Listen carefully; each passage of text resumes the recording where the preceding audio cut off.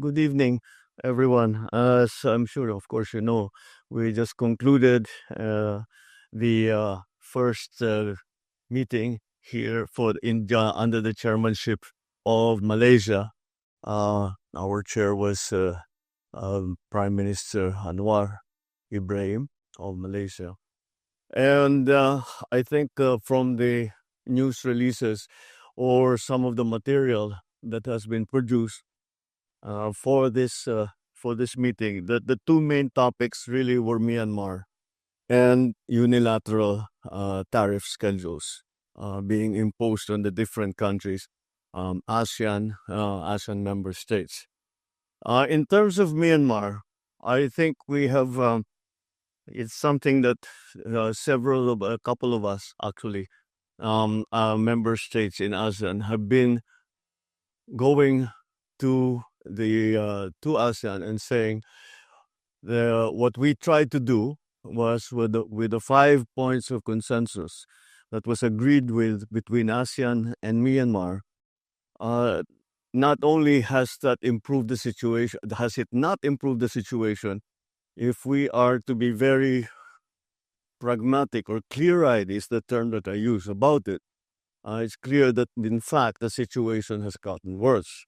And therefore, it is very important. It is critical to realize that, to recognize that, and to try something different. And so Malaysia, before this meeting, had already started trying to make contact with the different stakeholders in Myanmar to try and get a feel of what needs to be done and how they can bring at the very first is a ceasefire and a humanitarian to allow humanitarian aid to come in, and the certainly the other countries that are deeply affected, such as Thailand and Indonesia and Malaysia, the return, the identification and return of the refugees who ran to their countries when the war started. So what we are trying what the Philippines propose, because in any analysis this problem is not going to be solved in a year's time, and so I proposed to PM Anwar, which he agreed with, is that let us come to an agreement that since I am the chair for next year, that we should do not limit, you should not limit yourself to making commitments or entering into agreements that may last beyond your chairmanship.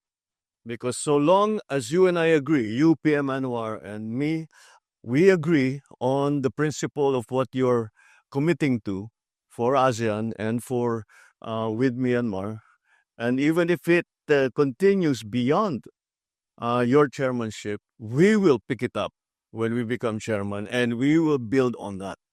So that's simply a new concept, because every time we have talked about Myanmar, we start again every single time. I've seen it in the past ASEAN, um, as in the past ASEAN conferences. So I think that there's new thinking now when it comes to Myanmar, and with the upcoming elections in Myanmar, there there may be a hope of stability. It's a ceasefire first that we want, because the humanitarian cost is has become very, very large, and we cannot see the stakeholders in Myanmar managing to find any kind of common ground. And I'm not talking about government and the opposition. Even within the opposition, they're still squabbling. They're factionalized. So it's become quite involved and very complicated. The Malaysia has appointed a special envoy to work on this, and we actually have been in consultation with Malaysia since early this year. Concerning this, I sent a special representative upon the request of Prime Minister Anwar. So that's the new approach that we are going to bring to the problems in Myanmar. As to the second subject, which is the unilateral tariff regime that is being posed on many member countries. Well, first of all, we we're trying to compare each other's situation kasi yung ibang ASEAN members, ang laki-laki ng tariff nila. Uh, all the way ranging from what 40 hanggang sa 10%. Sa Singapore pinakabababa. Tayo nga mabuti-buti. We're second from the bottom with 17%. Pero tinitingnan kasi ang sinasabi ko nga sa kanila, okay, kung negosyante ka, pwede sasabihin advantage sa atin ito. Dahil kaunti lang yung tariff sa atin, mag-export tayo, 'di ba? Imbis na sila mag-export, dalhin nila rito yung pabrika, whatever it is, and then dito so 17% lang ang tariff. Pero kung isipin mo, kung you keep thinking about this, who do we do business with? ASEAN. Kung bagsak sila, who do we do business with? Kung bumibili sila ng 100 tons of, I don't know, coconut every year, every month, whatever the number is. Tapos humina ang kanilang ekonomiya, they can only buy 20. What will we do with the remainder? Hahanap na naman tayo ng markets. But if everybody is down, then everybody's markets will shrink. So this is it's a real problem. I also had a actually good conversation with the premier of China, and I asked him, Premier, what do you think? He says, well, we do not want any of this. They don't want this war. And I said, we're very worried because China is the biggest economic driver in the region. And of course, we watch very closely what is happening to the economy in China because it affects all of us. Because once again, we trade with China. We have many investments in China and we have many Chinese investments in the Philippines. So, talagang kung makita mo, walang kung matuloy itong regime na unilaterally imposed. Talagang babagsak, it is a global effect. And it is not going to be a good one. There will be, I believe, a shrinkage in economic activity. I hope not. I hope I'm wrong. But so ang aming laging pinag-usapan, what will happen after the 90 days pause is over? And that's what we will. And basically, we're just guessing. We don't know. We don't know what will happen between now and July when the 90 days runs out.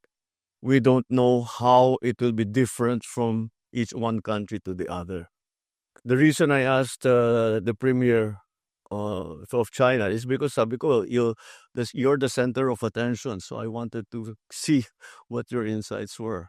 But we are in agreement, and I in the side discussions, it was not in open session, but in the side discussions, I was telling the other leaders, I said, the what we have to recognize is that kahit ano pang mangyari, kahit ibalik, bura lahat, rewind lahat, back to what it was in January. Tomorrow, nangyari tomorrow, we're back to square one. Tungkol sa tariff, meron ng permanent effect na hindi na mawawala. May effect nung pag-impose ng tariff schedule na hindi na mawawala. Nandyan na. Just the risk assessment for any businesses and any investment is changed now. Because this can happen. Pwede palang mangyari ito. So yung risk assessment magbabago. So I was telling all the others, what we have to do is to identify what those changes are going to be. Is it damaging, or is it to our advantage, or is it something that we can maximize? And that's how we need to adjust. Because whatever else happens, uh, this will change. This is changing. This will change. This has changed.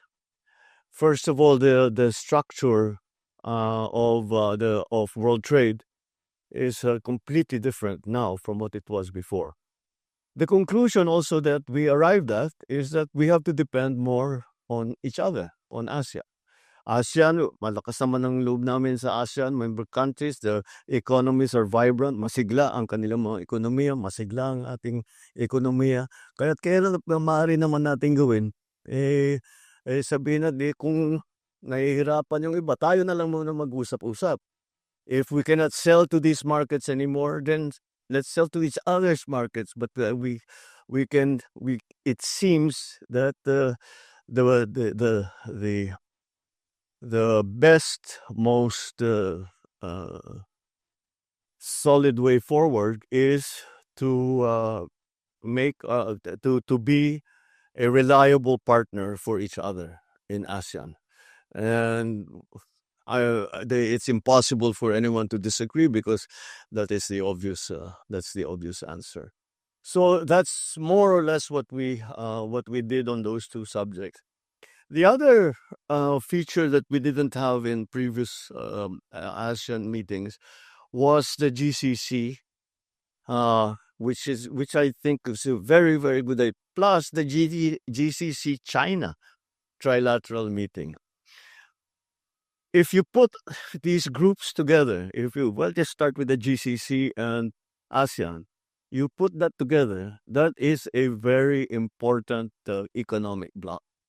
And if we come to a good arrangement, then that will be a rival to any kind of economic bloc anywhere in the world. And that is well recognized. Of course, as they say, the devil's in the details, so that has to be worked out. Each country has a different approach. Each country has a different context in different situations that they have to work within. So that's something, but conceptually anyway, in terms of principle, we all agreed on that. And the same thing applies with the trilateral with GCC and China and ASEAN. Talagang pag pinagsama mo lahat yan, this is a very large part of the world population and certainly a very large part of the world's wealth and economic activity and growing economic activity, energetic economic activity.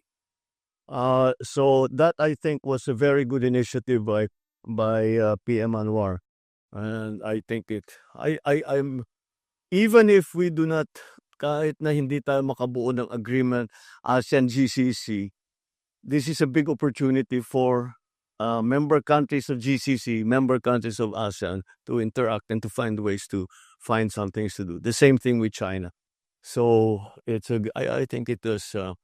It is also in response again to the instabilities that we all are worried about on the global economy. You're trying to strengthen different groups instead of talking only about the EU, only talking about the United States or North America. We now have to think about other places that will develop their own markets that we can invest in, that can invest in us, that we can trade with, and that's pretty much um, a that's pretty much a quick thumbnail sketch of all the things that we spoke about. Of course, there were all the bilaterals, which, as you know, are usually very productive, and we had uh, had a few of them. I just came out of one with the Crown Prince of Kuwait. So again, with that, those bilateral contacts are very very important, and we of course continue to encourage that. We spoke with both Thailand and Cambodia about opening up access to their markets for certain Philippine products. And we spoke now, well, Kuwait, about the interaction between the Philippines and Kuwait. and how they would like to, how grateful they are for the contribution that our OFWs have done to the development of their country. And they have been very kind to us. And so, although this is more or less what happened in the past couple of days. Hi sir, good evening. Sir, kanina nabanggit po ni Minda Secretary Tereso yung about po sa 300 million from the ADP. 400 million, sorry. Sir, gaano kalaking bagay po ito sa development po ng Mindanao? Oh, malaki.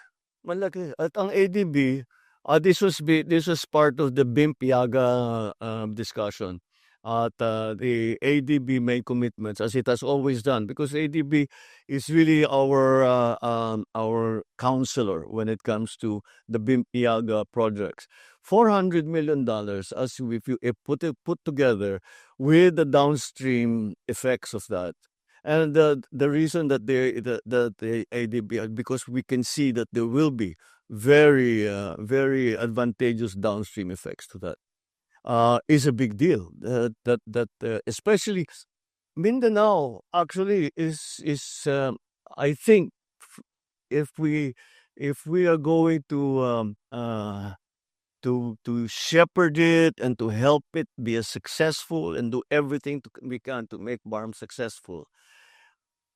We always talk about land of promise that we never were able to see the promise of.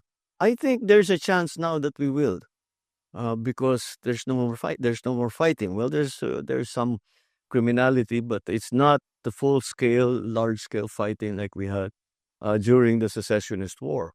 So, malaki ang ano ko sa malaki ang kumpiyansa ko sa pagbulusok ng Mindanao. And ADB has always been there. But also, OIC, the Organization of Islamic Countries, Malaysia has always been very, Japan has always been very present. ADB has always been very present.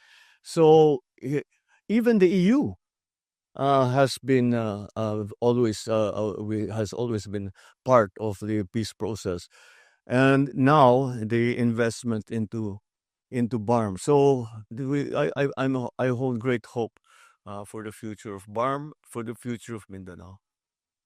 So one more lang po. So during your intervention sa plenary session po, nabanggit niyo po yung pag-push sa Code of Conduct sa South China Sea. Push ng Code of Conduct po sa South China I Sea. always push the Code of Conduct. Always. It's critical to everything that's happening. If you have a Code of Conduct, essentially, freeze frame muna. Okay, hanggang dyan na lang tayo. Wag na nating palalain. Tapos yan, usap tayo will quiz. That will contain mechanisms also of adjudication or trying to de-escalation processes. Kasama lahat yan. So I think that I think it's well recognized. It's not just the Philippines who feels that way. Everyone in ASEAN feels that way. Everyone in Asia feels that way. Sir, just want to ask more details about your conversation with the Chinese premier. Did you talk about the situation in the West Philippine Sea? No, I only spoke to him. He was sat. It wasn't in a meeting.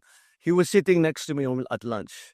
I was sitting next to the Chinese premier and the foreign minister of UAE. Or at least, did you get any commitment po from the Chinese side on your call to... Wala. Tinanong ko lang sa kanya, sabi, I just want, what is the Chinese perspective of this new unilateral tariff schedule? And he says, well, Mr. Trump has his own, seems to have his own idea, but we certainly do not want this to continue. It's not good for everyone. We don't want this. And so that's we were just walking along. Hindi kami nakaupo na nag-usap ng ganun. But I was very, very curious to get a little bit beyond the party line, because we've heard what China says on TV, dun sa mga ano nila. But to be able to get the chance to talk to the premier, I thought I was hoping to get, and yun ganun din. I think yes, you can see that it is it's sincere on their part that they do not want this. They do not want this to carry on. They want everything to be normalized. DILG Secretary John Vic Remulla yesterday said that nakapili na kayo ng bagong chief PNP. Is it true? Kung totoo, Mr. President, sino po siya? Actually, it's oh god, it's the answer is more complicated than that, as ever. I would rather not use this forum to announce that. I think I should talk to them first, because the official decision has not been made. They should hear of it. Hear whoever it is should hear about it first from me, not through the news. But yes, we're very clear on what we're going to do next. Clarify ko lang po, Mr. President. May napili na po kayo? May napili na po kayo? Mm. Meron na po. Talking about peace and order, security, Mr. President, ano po yung magiging marching orders niyo doon sa bagong chief PNP? Especially na gusto niyo i-intensify yung police visibility sa mga kalye. Well, what will I tell the new chief PNP? The new chief PNP is a very senior officer in the PNP. He knows the situation, and I will actually tell them, carry on what you are doing, because we have very good statistics concerning crime. And for example, there's a report here: Metro Manila crime rate is down by 23% in 6 months. If we are going to look here at the crime result at the national level, where are the index crimes? Eto. From the period of last year, same period last year, ito na lang, focus ka kasi ayokong basahin lahat. So 15,156 last year in the period of January 1 to May 16. And the period from January 1 to May 16 of 2025, it went down from 15,156 to 11,493. That minus lahat. When you make that comparison of January 1st to May 16 of last year to this year, everything, murder, homicide, physical injury, robbery, theft, rape, carnapping, all went down. So they must be doing something right. Now, what we have been talking about is making policemen more visible. This is to make people feel safer. I perfectly understand that. That basta, kahit papano may pulis dyan, may umiikot dito na pulis, konting sigaw lang, tatakbo na yan. That's important. It's important to people. So despite the fact that maraming maganda namang result na statistic, na maganda naman ang nagiging trabaho ng kapulisan natin in terms of law enforcement, kailangan din hindi sapat na marami tayong nababawasan natin yung krimen. Kailangan nakikita yung pulis para feeling safe naman yung mga tao. That's why this new program of cops on the beat has been initiated. Mr. President, one last thing na lang on my part. Doon sa podcast ninyo, narinig ko doon sa pagkakasabi nyo, yung 5-minute immediate police response. Will you please expound on that, Mr. President? Well, first of all, we have been working we've been working since last year on this. It's not so easy, but it's good to centralize the emergency calling. And right now, actually, the response time, meron ba tayong response time dito?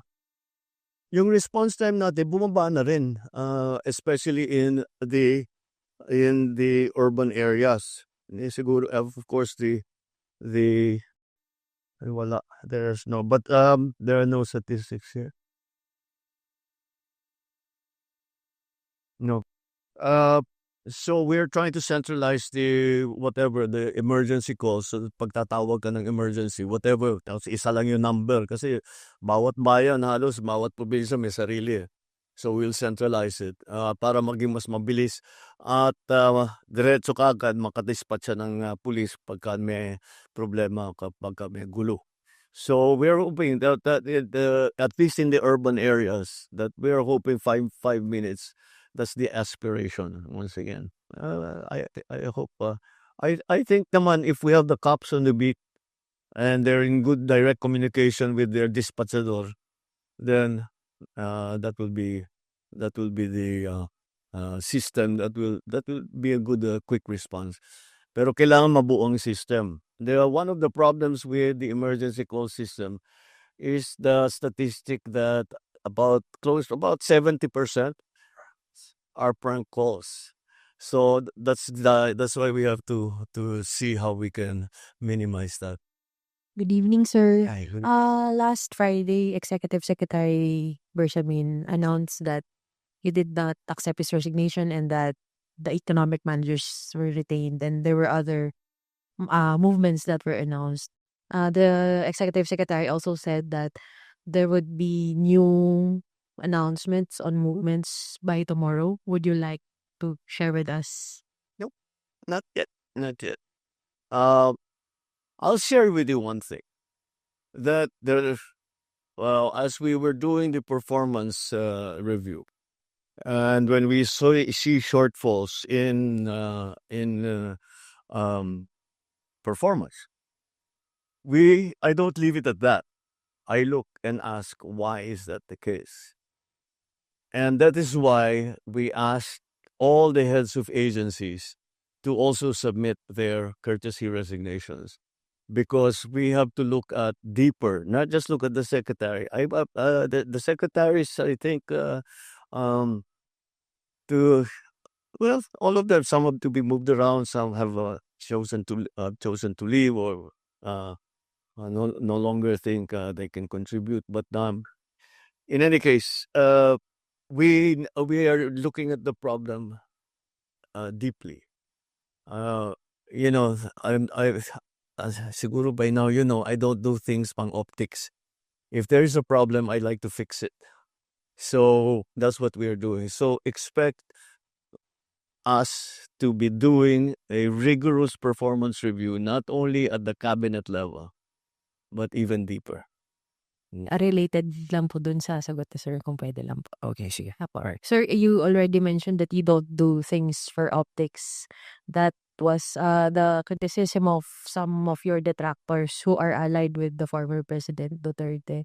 And they also said that the resignations are not necessary and that they want you instead to resign. How do you want to respond to that? Or if you I will resign.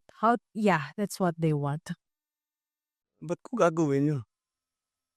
At wala sa ugali ko yung tinatakbuhan ng problema. Magandang gabi po, Mr. President. Sir, you mentioned during your podcast na sawa na yung mga tao sa politika, and yet next week magsisimula na po yung impeachment trial against Vice President Sara Duterte. I'm How not could- sure I see the train of thought there. Sawa ang tao ng politika pero may impeachment. Yes, sir, because it's a political proceeding. So do you see this as a start of another political chaos? The legislators, the senators, and the House are going to decide on how to handle it. I don't think that they've made any decisions yet in that regard. So let's let it's in there. Nasa kanila yan eh. Mostly sa Senado, pero siyempre nandyan pa rin ang House dahil sila mag-prosecute. So they will have to decide between the two houses how they were going to conduct this. I was part of the Corona impeachment. We were making rules as we went along, and I think that's what will happen here too. So we'll see what happens. Sir, I understand malinaw naman po yung pahayag nyo that you have nothing to do with the impeachment trial. But do you wish na sana hindi na lang ito mangyari so as hindi na lang How many mabot times we have to say that? I didn't want impeachment. Lahat ng kakampi ko sa Kongreso hindi nag-file ng impeachment complaint. Yung mga nag-file ng impeachment complaint, hindi mo masasabing kaya kong utusan o pagsabihan na ito yung gagawin mo. So, why do I have to keep explaining that I did not want impeachment? Mr. President, Hi. again, this is in reference to your interview in the podcast where you said that you're open to reconciling with the Dutertes. And after you said that, certain conditions were floated. For example, Bongo said, No. That's not how reconciliation works. You don't put conditions to reconcile. If you're sincere, you want to reconcile, let's sit in front of you. Ano ba talaga problema? Paano nangyari ito? Tanggalin natin ang problema. Pero sasabihin mo, hindi ako makikipag-usap hanggang ibigay mo sa akin ito. Wala pupuntahan na. yeah, and that condition Tapos na. That's not reconciliation. That's not even a negotiation. That's demanding. Those are setting conditions. That, So, ano sasagutin ng kabila? Etong gagawin mo. Sasagutin mo, hindi. Gagawin ko yan kung gawin mo naman ito. Wala nang pupuntahan yun. Tapos na ang usapan. So, how far are you willing to go, Mr. President, to pursue this reconciliation? Put it this way. I don't know. What will come up? What's needed? Kaya ko bang gawin? Hindi ko kayang gawin. Hindi naman ganun. You cannot prejudge at I'm going to talk to them only this much. Hindi. Kailangan sinasabi ko nga bukas ka eh. Kahit anong sabihin mo, pakikinggan ko. Kung talagang tapat ako na nais ko mag-reconcile, isipin ko lang, lahat ng hiningi mo, lahat ng hinanakit mo, kung kaya ko ayusin, di ayusin ko para tapos na to. Ayoko nga ng kaaway. Good evening po, Mr. President. Any update po doon sa effort ho ng pamahalaan na may abot ho sa lahat ng mga Pilipino yung 20 pesos kada kilong bigas at kamusta ho yung pagtanggap dito ng mga Pilipino, ng mga mamamayan po? Well, so hindi naman nakakagulat na siyempre tuwan-tuwa yung mga qualified na tumanggap kaya tinutuloy natin yan. Yung mga nagsasabi, hindi, ano lang yan, medyo, ano lang yan, pampapogi lang yan, pang cosmetic lang yan. Well, they're fair to have that opinion, but kung it's unsustainable. It's really the what people are saying. Watch me sustain it, and then we'll talk in May of 2028. Oh, natuloy ba o hindi? We found a way. We found a way to do it. We could not do it before. Hindi kaya kasi hindi pa kaya ng sistema. Iba pa yung presyo ng bigas noon. Hindi pa tayo kaya yung mga bilateral na ginagawa namin, we're making deals with different countries para yung presyo mapako na hindi pa bago-bago. Kahit anong mangyari down the road, nagawa na ngayon natin. Wala tayong ganun noon eh. Ngayon meron na. Kaya na natin gawin yung 20 pesos. And other things that DA is able to sell rice, the prices come down. But at the same time, on the other side, tinitiyak natin na ang pagbili, ang presyo na pagbili sa farmers, magandang presyo naman. Para naman yung farmers natin, magandang kanilang hanap buhay. And the difference there, that's what the government is paying for. Sir, according to the latest Pulse Asia survey, your trust rating is significantly lower than that of Vice President Sara Duterte and former President Duterte. And the previous surveys also showed a pattern of decline in your ratings. Can we get a Wait, what survey? Pulse Asia, sir. Pulse? Yes. Can we get your comment on that? Madami pang survey, just don't base it on one. Sir, follow-up lot, how do you plan to arrest yung decline in your surveys? That's well, again, let's look at other surveys before we act. Know your source. That's always a imperfect information makes you make imperfect decisions. The more perfect your information, the more perfect your decision will be. That is one source of information, and you have to understand where it's actually coming from.